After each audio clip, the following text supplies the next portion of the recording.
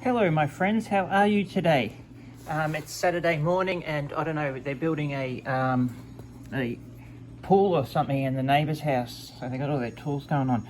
But I just built this part here, so the rear plates, those ones, put all that stuff in, and I did that one.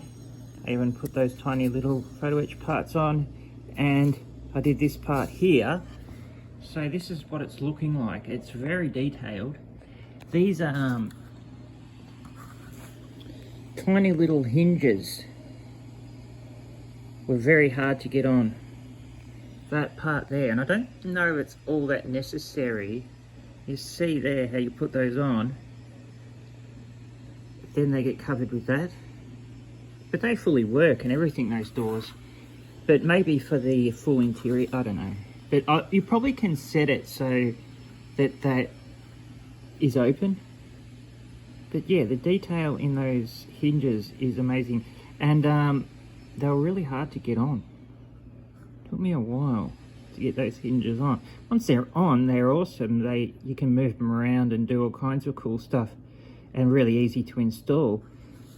But getting them on was difficult. This part here was a bit fiddly. So this stuff here, but it's come out looking amazing.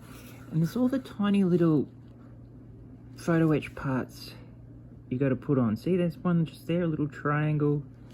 You've got the tiny little photo etch, you know, clips and things. There's another one in there that you can't even see, and yeah, the detail's amazing. Anyway, I'll just quickly show you this. But so I've just got to clean up that a little bit. So of course I've got to clean up the super glue, any over super glue there is. And along here, see, I'm just starting to get those gaps nice and even with my scraper. So panel line scraper, where are we? This thing. So if you're doing it, I wouldn't rush so much to put these in like I did. I would try and get, you know, just file them down to the right size, because you don't want,